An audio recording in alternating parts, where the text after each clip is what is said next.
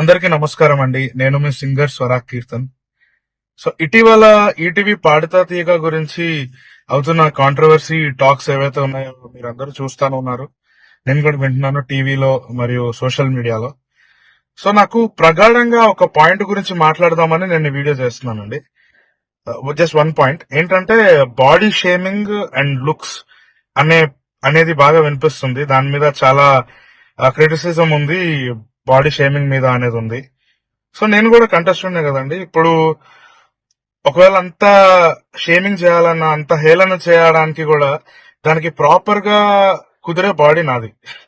Body shaming చేయడానికి. ఎందుకంటే నా complexion dark, I look very fat, and నేను కరెక్ట్ గా గ్రూమ్ కూడా చేసుకోను నా హెయిర్ ని. సో అంత చేయాలి అనుకుంటే, బాడీ షేమ్ చేయాలనుకుంటే నన్నే చేయాలి.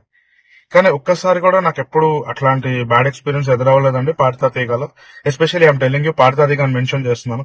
ఎప్పుడు కూడా అట్లాంటి ఎక్స్పీరియన్స్ నాకు లేకుండే. నేను కొన్ని సంవత్సరాలుగా ఈటీవీలో పాడుతున్నాను. బట్ ఎప్పుడు ఈ పాయింట్ లో అయితే నాకు ఏది డిస్రెస్పెక్ట్ జరగలేదు.